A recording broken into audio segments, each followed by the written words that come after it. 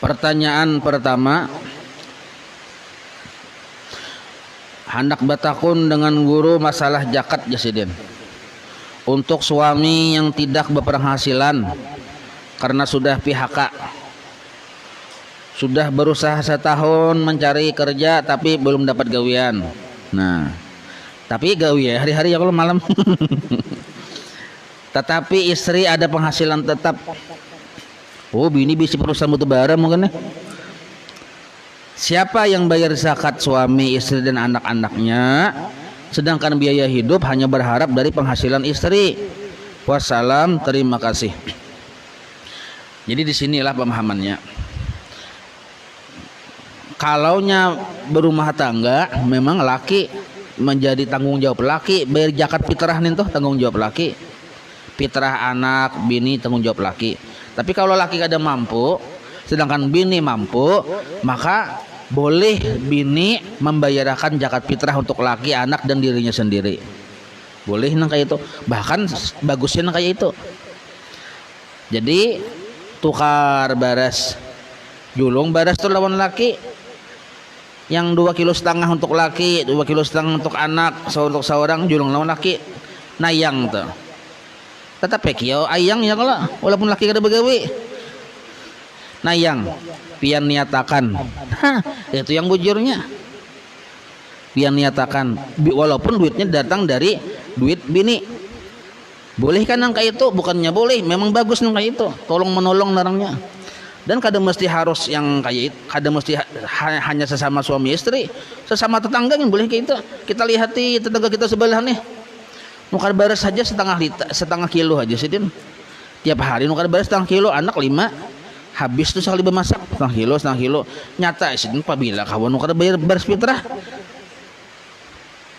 penghasilan cukup baras nukar 1 kilo, minyak lamak saparapat, hintalu 2 biji, mie, makanan saparanakan.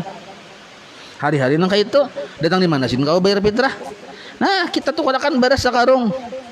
Nah pian saking fitrah julung sidin maniatakan kita memberi. Nah sama lawan kita di rumah tangga nang kayak itu. Bila kita bakal lebihan, laki kada mampu, nah tukarakan julung ke laki, laki maniatakan. Itu baik benar, bagus benar nang kayak itu. Paham itulah. Nah itu bagus ya kita. Memang harus nang kayak itu. Jadi tolong menolong. Tolong menolong lawan orang, ganal pahalanya, ganal lagi tolong menolong sesama 2 laki bini. Nah, ganal lagi pahalanya. 1 sudah. Jadi jelas sajalah. Atau misalnya pian nolong kawan, nolong siapa, boleh kita membayarkan zakat fitrahnya, boleh benar. Tapi catatannya orang yang kita bayarkannya tahu.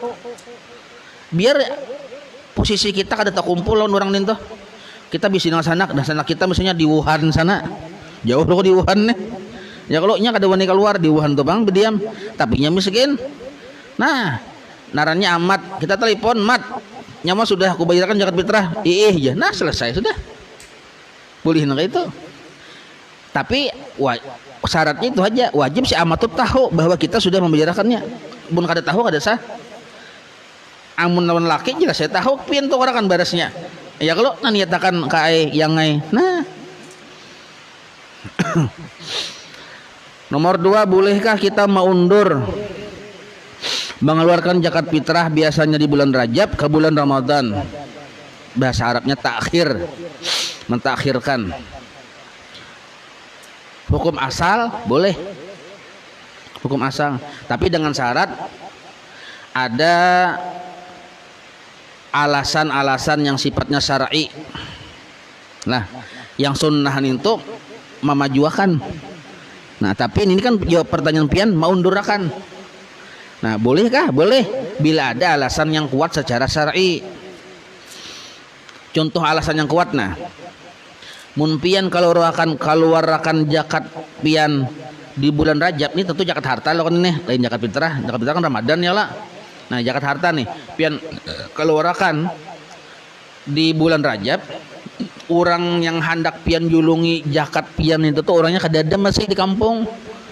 Yang pian julungi itu, nah misalnya nya di manakah belum datang, datangnya tak kumpulannya hanya bulan Ramadan. Sedangkan pian kan hendak menjulungin itu. Paham lah biarnya. Nah itu boleh, alasannya kuat. Artinya selama mustahik yang berhak menerima zakat kita tuh mungkin kadada di kampung, orangnya kadada, lalu kita undur menghadang ke bulan yang mungkin orangnya tuh sudah ada. Itu alasan yang syar'i naranya, boleh jangan kayak itu. Tapi bila alasannya kada kuat, bisa jadi haram hukumnya mandudiakan itu. Bisa jadi haram dan risikonya pun ada. Lah, contoh yang haram ini nah. Kita ini melambat-lambatakan padahal sudah sampai waktunya kita lambat-lambatakan lah. Sedangkan fakir miskin ini banyak, bahkan ada yang sudah kelaparan, maka kita berdosa hukumnya haram tuh. Tetangga kita ada fakir miskin di situ, bahkan tak masuk ada berhubungan darah lawan kita juga masih.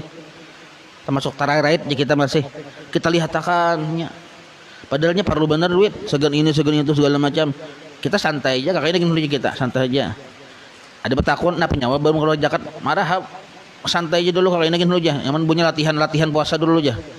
Latihan, nah itu haram hukumnya tuh. Jadi ingat akan nih lah, kita bayar zakat, kada mesti harus bulan puasa. Zakat harta itu kan mesti bulan puasa. Apabila pian mulai berusaha di situ hitungnya.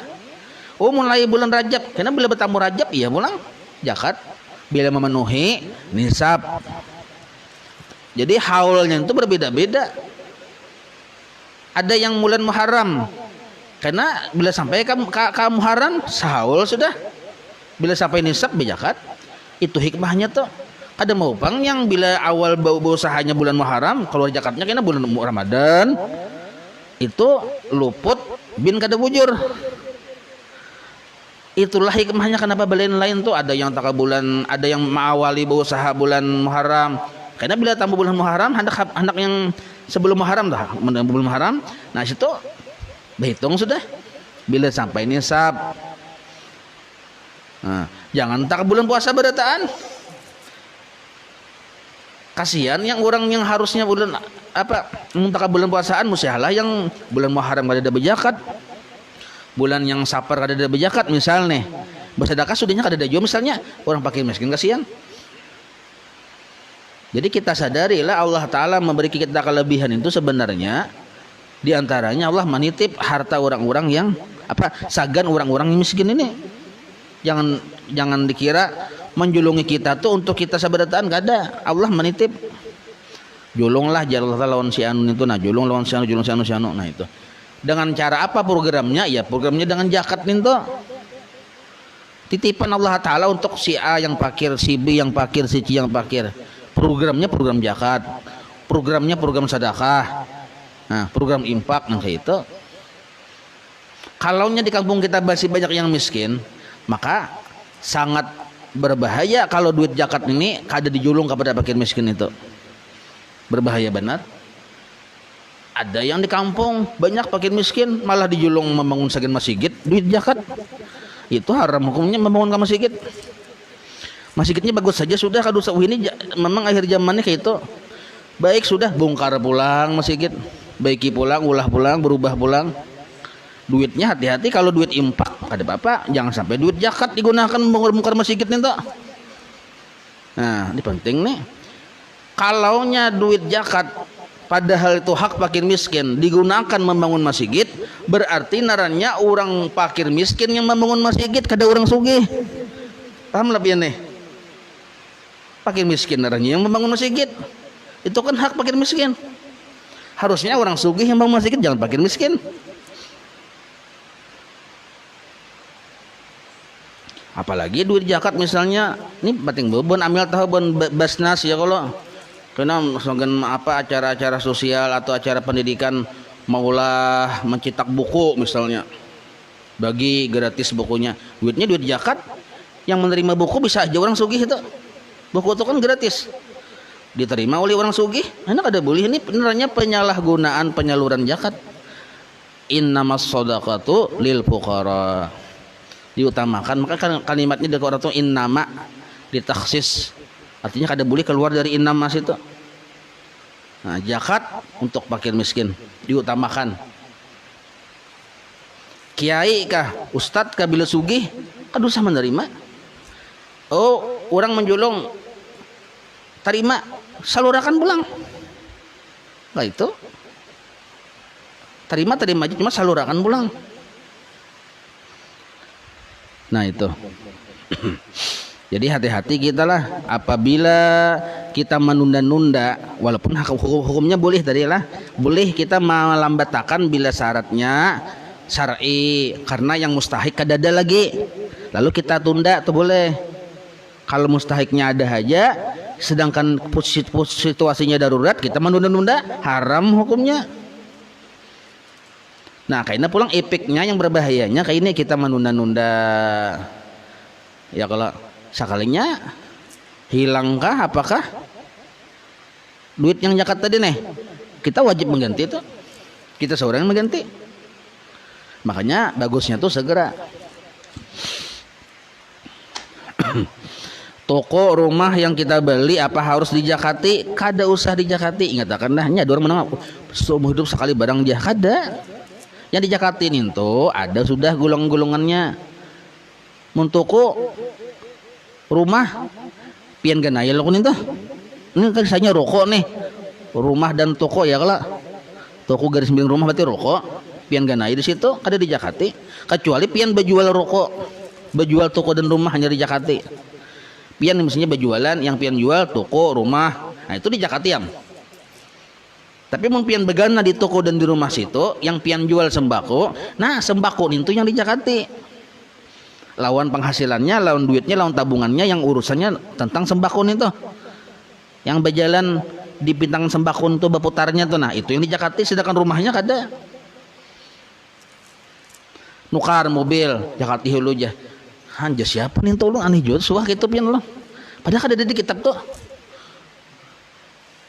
Yang anehnya nih ada yang jakati lo jaga gurunya juga jakati sini ya jakati jakatakan yang membarakat jakada kayak itu yang bujurnya tuh sedekah aja nih tuh. Dua-dua salamat kayak itu kada di jakati. Jadi hati-hati kita jangan jual zalim lawan orang sugih. Ya kalau mantangan orang sugih ini kada paham ilmu agama masalah zakat. Seorang ustadz misalnya nih supaya nyat keluar terus duit padahal kan ini jakatilah aja. Hati-hati.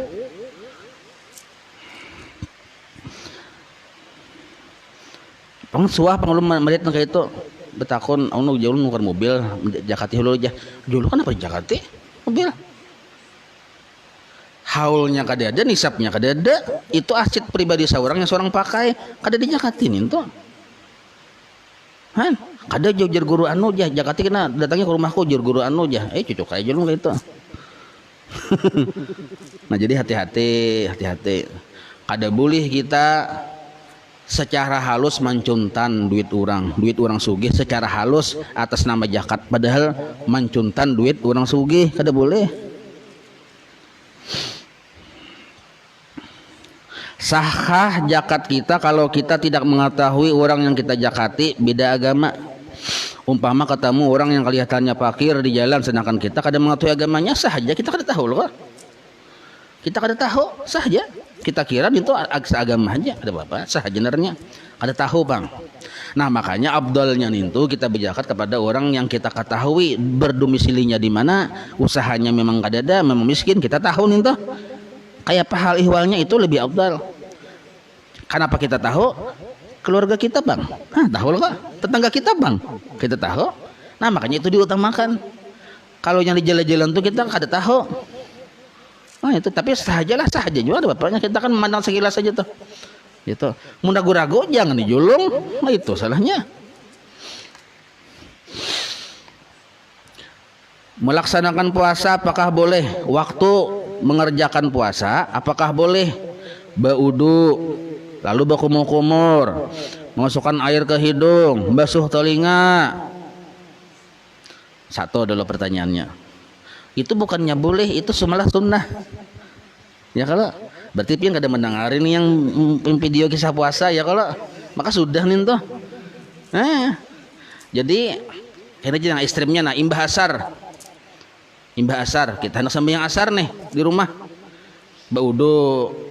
Sebelum baudu sunnah bakumur-kumur 3 kali walaupun imbah asar di hari bulan puasa. Sunnah masukkan banyu ke hidung 3 kali juga, tapi Di sini aja masuknya banyunya, ingat sini aja, jangan sampai tak ke sini. Amun sampai tak ke sini batal kalau sengaja. Nah, amun masuknya ke sini kada sengaja kada batal kalau masih wilayah 3 kali basuhan. Paham lah pian? Sekali dulu sunnah, 2 kali sunnah, 3 kali sunnah. Di antara yang sunnah 1, yang kedua, yang ketiga tadi ada termasuk kada sengaja itu kada batal. Tapi kalau pian 4 kali dan 5 kali itu melebihi dari sunnah sebenarnya. Ya kala. Nah, maka walaupun kada sengaja tapi termasuk ke sini lalu batal hukumnya. Jadi kayak ini pekerjaan yang makruh lalu terjadi walaupun kada sengaja itu bisa membatalkan. Tapi kalau masih pekerjaannya sunnah, ada sengaja taminum kah banyu termasuk kah itu kada membatalkan. Bakumur sunnah 3 kali. Tapi dengan cara sederhana bakumurnya dan 3 kali aja. Jangan 4 kali pian. Mun 4 kali makruh. Maka bila posisi di makruh berbahaya nih. Bila taminum banyu waktu kita posisi makruh walaupun kada sengaja batallah puasanya. Tapi kalau kita masih di posisi sunnah berkumur sekali dan itu biasa aja kita berkumurnya ini aja taminum kada batal karena kada sengaja dan posisi kita masih di sunnah. Paham lah nih ya, jadi ingat 3 kali aja, jangan unyah menelih jalur 4 kali 5 kali. Nah itu ada bolehan. Nah lawan bakumurnya tuh wayah hendak baudu. Kalau kita waktu kada hendak berwudu timbul bakumur, kada ada alasan syar'i misalnya nih. Kenapa alasannya? Supaya menyamani muntung aja. Atau makruh itu hukumnya bakumur kayak itu. Makruh. Sebab alasannya bukan syar'i sebenarnya. Jadi boleh aja bakumur 3 kali, masukkan banyu ke hidung 3 kali, masuk tali ngakmang nyata boleh juga. Non sunat nih tuh. Nah, cuma 3 kali aja gitu nah, dan dengan cara yang sederhana. Nah lalu waktu sembahyang kita bersin, ujar orang Banjar wahin. Kemudian kita pegang hidung, sakalinya ada banyu bekas bersin tadi. Apakah termasuk najis air yang keluar dari hidung? Kada najis. Ada apa-apa? Jadi hingus tuh kada termasuk najis lah. Nah jadi biar wahin pian keluar sesuatu. Nah ambil berkah kantung ada apa-apa. Nah, gitu aja lah wallahu alam. Ya Rabbi bil Mustafa balligh maqasidana waghfir lana ma madha ya wasi'al karami ya Rabbi bil Mustafa balligh maqasidana waghfir lana ma madha ya wasi'al karam ya Rabbi bil Mustafa balligh maqasidana waghfir lana ma madha ya wasi'al karami wa sallallahu ala sayidina